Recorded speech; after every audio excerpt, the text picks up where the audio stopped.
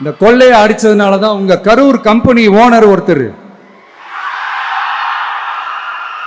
எங்க எங்க இருக்காருன்னு தெரியாம ஓடு ஓடு ஓடு ஓடு ஓடு ஓடு ஓடு ஓடு வராம் பாரு வேட்டக்காரன் ஓடினே இருக்கிறாரு.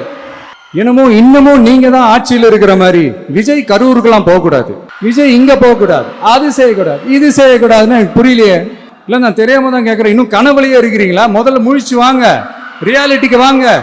உங்க ஆட்சியெல்லாம் வீட்டுக்கு போய் டிவிக்குன்னு ஆட்சி வந்து ரொம்ப நாள் ஆச்சு. ஒவ்வொரு டிபார்ட்மெண்ட்லயும் அந்த பார்ட்டி ஃபண்ட், அந்த கட்சி நிதின்ற பேர்ல அடிக்கிற கொள்ளையெல்லாம் இந்த தீய சக்தியா இருக்கட்டும், தீந்து போன சக்தியா இருக்கட்டும், ரெண்டு பேரும் மாறி மாறி இதே தான் செஞ்சிட்டு இருக்கிறாங்க. இதுல ஒரு ஹைலைட் காமெடி என்னன்னா, சட்டசபையில் பேசும்போது பார்ட்டி ஃபண்டுன்னு தான் சொன்னேன். அது எந்த பார்ட்டி, என்ன ஃபண்டு, யாரு, என்ன பேரு எதுவுமே சொல்ல. பார்ட்டி ஃபண்டுன்னு சொன்னவனை எடுத்தாங்க பாருங்க ஒரு ஓட்டம். எனக்கே ஃபர்ஸ்ட் புரியல, ஏன்பா ஓடுறாங்க அப்படின்னு நம்ம சொல்லிவிட்டோம். அதான் அந்த குற்றம் உள்ள நெஞ்சுக்கு தான் குறுகுறேங்கும். இது எப்படி இருக்கு தெரியுமா? எங்க அப்பா பீரோக்குள்ள இல்ல, எங்க அப்பா பீரோக்குள்ள இல்ல அப்படின்னு சொல்ற மாதிரி. ஐயோ ஏன் கேட்குறீங்க? இவங்களோட செம்ம கூத்தா இருக்குங்க, செம்ம ஃபன்னா இருக்கு. இன்னும் எத்தனை கோடி ஊழல், எத்தனை லட்சம் குடல் தோண்ட தோண்ட வருமோ எங்களுக்கே தெரியல. ஒவ்வொரு முகமுடியா கிழியுது. ஐயோ இந்த விஜய் ஒவ்வொரு கதையா எடுத்து வெளியில விட்டுருவான் போலேன்ட்டு திரும்புற பக்கம்லாம் கதறல் கதறல் கதறல். காதல் இருந்து ரத்தம் வராத குறை. ஆமா, இப்படி ஊழல் ஊறி போனவங்க இப்படிதான் இருப்பாங்க. லஞ்சம்லாம் ஒழிக்க முடியாது, ஊழல்லாம் ஒழிக்க முடியாது, அதெல்லாம் பிளட்டிலேயே ஊறி போய் இருக்கு அப்படின்னு சொன்னவங்க போய் ஒவ்வொரு கவர்மெண்ட் ஆபீஸா பாருங்க. ஒரு பைசா லஞ்சம் இல்ல, ஒரு பைசா ஊழல் இல்ல. வேலையெல்லாம் சும்மா டக்கு டக்கு டக்குன்னு நடக்குது. ஒரு பெரியவர் ஒருத்தர் சொல்றாரு, தம்பி வேலையெல்லாம் நடக்குது, ஆனா அதையும் தாண்டி எங்களுக்கு மரியாதை கொடுக்குறாங்க தம்பி, உட்கார வச்சுலாம் பேசுறாங்க. இதெல்லாம் இதுக்கு முன்னாடி நடந்ததே இல்லை. அவனை போய் பாரு, இவனை போய் பாரு, இந்த ஆபீசரை போய் பாருன்னு சொல்லி அலைய விடுவாங்க. இப்ப லஞ்சம் இல்லை, ஊழல் இல்லை, வேலையெல்லாம் உடனே நடக்குது. மக்கள் அப்படி ஒரு பெருமூச்சு ஒன்று விடுறாங்க. அதை பார்த்து நமக்கு அப்படி ஒரு ஹாப்பினஸ்.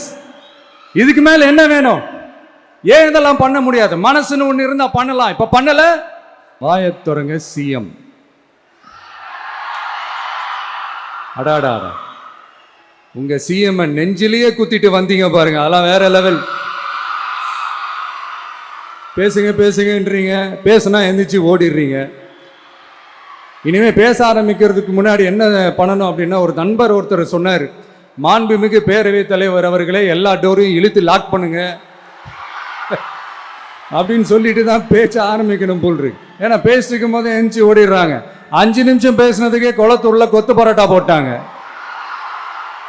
இதுக்கு மேல பேசினா மொத்தமா முடிஞ்சிடும். பாத்துக்கங்க. நாம அரசியல் பேசினா விஜயெல்லாம் அரசியல் பேசலாமா அப்படிங்கிறது. சரிப்பா, நமக்கு எதுக்கு வம்பு, நம்ம பாட்டுக்கு நம்ம வேலையை பார்ப்போம், எதுக்கு அவங்கள பத்தி பேசிக்கிட்டு அப்படின்னு இருந்தா விஜய்க்கு அரசியலே பேச தெரில அப்படிங்கிறது. இப்படியே மாறி மாறி மேகதாது அணையை பற்றி என்ன தெரியும், விஜய் அதை பற்றி பேசலை. இப்படி நம்ம அரசியலுக்கு வந்ததுலேருந்தே ஒரு கூட்டம் குறை மேலே குறையா சொல்லிக்கிட்டு பாட்டுக்கு பாட்டு கச்சேரி எங்களுக்கும் பண்ண தெரியும், பண்ணலாமா? ஏன் அந்த ஸ்டேட்டு சிஎம் பேசுகிறாரு, நீங்கள் ஏன் பேசலை அப்படின்னா, நம்ம ஸ்டேட்டோட உரிமையை எங்கே நிலைநிறுத்தணுமோ அதுக்காக வேலை பார்க்குறது மட்டும்தான் முக்கியம். சும்மா சவால் விட்டுக்கிட்டு சீண்டி பார், நான் யார் தெரியுமா, தொட்டு பார், இப்படிலாம் பேசிக்கிட்டு இருந்தால் வேலைக்கு ஆகாது. சும்மா பேசி பேசி பிரச்சனையை வளர்த்துக்கிட்டு யார் மேலேயாவது பழியை தூக்கி போட்டுட்டு அப்புறம் மக்களை அம்போன்னு தெருவில் விட்டுட்டு இப்படி தான் ஒரு அரசியல் பண்ணணும்னா அந்த அரசியல் நமக்கு தேவையும் இல்லை, அதை நம்ம செய்யவும் போகிறதில்ல. Talk less work more mode தான், அதுதான் நம்ம பாலிசியே. அதனால தான் சட்டசபையில் அந்த அரசினர் தீர்மானம்னு சொல்லி ஒன்று கொண்டு வந்தோம். அது எப்படி டு டேக் இட் ஃபார்வர்ட், எப்படி கொண்டு போகணுமோ அதை சரியாக செய்வோம். இது ஏதோ பேசுகிறாங்க, சோஃபாங்கிறாங்க, வாஷிங் மிஷினுங்கிறாங்க. இந்த அரசியல் வியாபாரம் பண்றதுக்கான அந்த வெண்டிங் மெஷினே அவங்க தான். யாரு? இந்த திமுக. இதுல நம்மளை பார்த்து வாஷிங் மிஷினுங்கிறாங்க. எலெக்ஷன்ல ஓட்டுக்கு காசு கொடுக்கிற அந்த கலாச்சாரத்தை, அந்த கல்ச்சரை அடிச்சு நொறுக்கி இருக்கிறோம். எலெக்ஷன்லயே அப்படி வேலை பார்த்த நமக்கு எதுக்கு இந்த குதிரை கழுதை ஒட்டக பேரெல்லாம்? மக்களின் பக்கம் அப்படி இருக்கும்போது நமக்கு எதுக்கு இந்த பேரெல்லாம்? திருட்டு திமுக ஆட்சியை வச்சுக்கிட்டு ஊரடிச்சு ஒலையில போட்டு இந்த கொள்ளையை அடிச்சதுனாலதான் உங்க கரூர் கம்பெனி ஓனர் ஒருத்தர் எங்க எங்க இருக்காருன்னு தெரியாம ஓடு ஓடு ஓடு ஓடு ஓடு ஓடு ஓடு ஓடு வராம் பாரு வேட்டக்காரன் ஓடினே இருக்கிறாரு. இன்னொருத்தர் ஃபாரின்ல போய் ஒளிஞ்சுக்கிட்டார். ஃபாரின் ஸ்டாலின் சார் நினைச்சிட போறீங்க, அவர் இல்ல. எனக்கு எப்பவுமே ஸ்டாலின் சார் மேல ஒரு தனி பாசம் ஒண்ணு உண்டு. அவர் கிடையாது, இவர் வேற. சிங்கப்பூருக்கு செக்கப்புக்கு போனார்ல அவரு. இன்னும் தோண்ட தோண்ட எத்தனை பேர் மாட்ட போறாங்களோ தெரியல. உங்ககிட்ட யாராவது லஞ்சம் ஏதாவது கேட்டாங்கன்னா கொடுக்க முடியாது சொல்லுங்க, நான் இருக்கேன் உங்களோட. அப்படியே யாராவது ஃபோர்ஸ் பண்ணாங்கன்னா இது எங்க மகன், எங்க புள்ள, எங்க அண்ணன், எங்க தம்பி, எங்க விஜய், எங்க விஜயோட ஆட்சின்னு ஸ்ட்ராங்கா சொல்லுங்க. மக்களை நீங்க கூட இருக்கும் போது லஞ்ச ஊழல் மட்டும் இல்ல, அதிகாரத்தை வச்சு ஆட்டம் போடுற யாரா இருந்தாலும் அடங்கிடுவாங்க. இந்த கடமை கண்ணியம் கட்டுப்பாடுன்ட்டு ஒரு காலத்துல கொள்கையோடு இருந்த கட்சியெல்லாம் இன்னைக்கு எப்படி இருக்கான்னு உங்களுக்கே தெரியும்.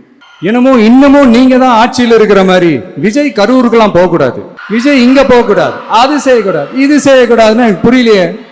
ஆட்சியில் இருக்கும் போது தான் இவ்வளவு கட்டுப்பாடெல்லாம் போட்டீங்க, SOPs எல்லாம் போட்டீங்க, ஸ்டாலின் சார் ஆப்ரேட்டிங் ப்ரொசீஜர்லாம் போட்டீங்க. இப்பவும் அதே பண்ணிட்டு இருந்தீங்கன்னா என்ன சார் நியாயம்?